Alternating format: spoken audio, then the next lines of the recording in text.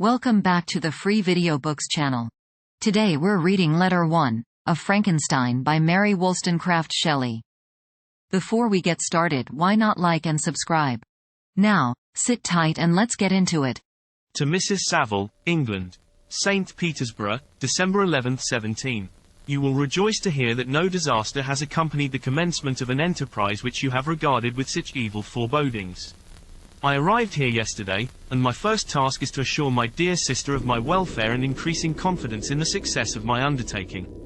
I am already far north of London, and as I walk in the streets of Petersburg, I feel a cold northern breeze play upon my cheeks, which braces my nerves and fills me with delight. Do you understand this feeling? This breeze, which has traveled from the regions towards which I am advancing, gives me a foretaste of those icy climes. Inspirited by this wind of promise, my daydreams become more fervent and vivid. I try in vain to be persuaded that the pole is the seat of frost and desolation. It ever presents itself to my imagination as the region of beauty and delight. There, Margaret, the sun is forever visible, its broad disk just skirting the horizon and diffusing a perpetual splendor.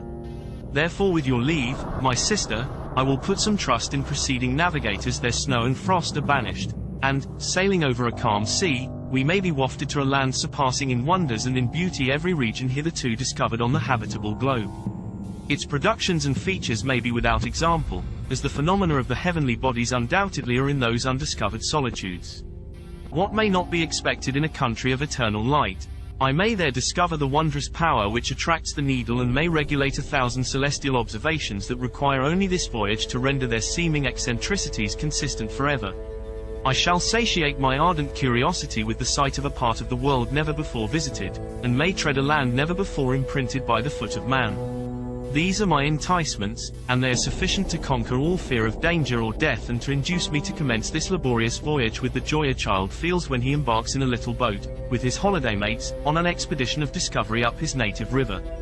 But supposing all these conjectures to be false, you cannot contest the inestimable benefit which I shall confer on all mankind, to the last generation, by discovering a passage near the pole to those countries, to reach which at present so many months are requisite, or by ascertaining the secret of the magnet, which, if at all possible, can only be effected by an undertaking such as mine. These reflections have dispelled the agitation with which I began my letter, and I feel my heart glow with an enthusiasm which elevates me to heaven, for nothing contributes so much to tranquilize the mind as a steady purpose, a point on which the soul may fix its intellectual eye. This expedition has been the favorite dream of my early years.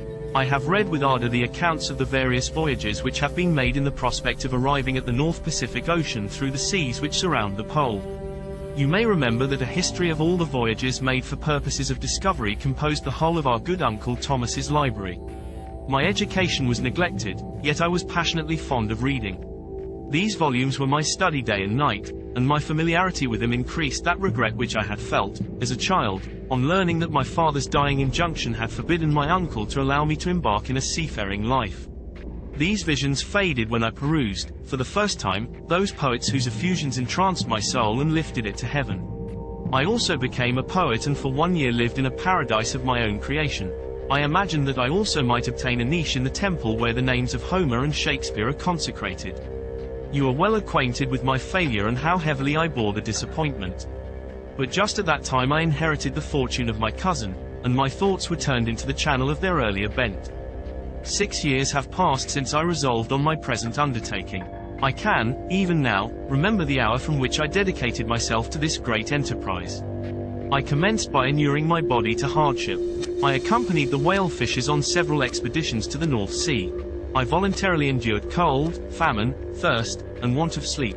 I often worked harder than the common sailors during the day and devoted my nights to the study of mathematics, the theory of medicine, and those branches of physical science from which a naval adventurer might derive the greatest practical advantage. Twice I actually hired myself as an under-mate in a Greenland whaler, and acquitted myself to admiration.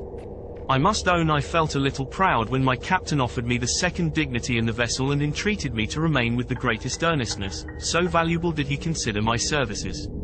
And now, dear Margaret, do I not deserve to accomplish some great purpose? My life might have been passed in ease and luxury, but I preferred glory to every enticement that wealth placed in my path. Oh, that some encouraging voice would answer in the affirmative. My courage and my resolution is firm. but my hopes fluctuate, and my spirits are often depressed. I am about to proceed on a long and difficult voyage, the emergencies of which will demand all my fortitude. I am required not only to raise the spirits of others, but sometimes to sustain my own, when theirs are failing. This is the most favorable period for traveling in Russia. They fly quickly over the snow in their sledges. The motion is pleasant, and, in my opinion, far more agreeable than that of an English stagecoach. The cold is not excessive, if you are wrapped in furs, a dress which I have already adopted, for there is a great difference between walking the deck and remaining seated motionless for hours, when no exercise prevents the blood from actually freezing in your veins. I have no ambition to lose my life on the post road between St. Petersburg and Archangel.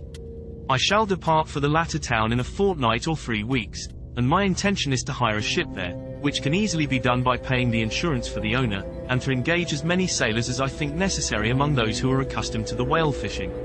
I do not intend to sail until the month of June, and when shall I return? Ah, dear sister, how can I answer this question? If I succeed, many months, perhaps years, will pass before you and I may meet. If I fail, you will see me again soon, or never. Farewell, my dear, excellent Margaret. Heaven shower down blessings on you, and save me, that I may again and again testify my gratitude for all your love and kindness. Your affectionate brother, R. Walton. Did you enjoy today's chapter of Frankenstein? Why not subscribe and ring the bell? Next time we'll be reading Letter 2. Don't miss it.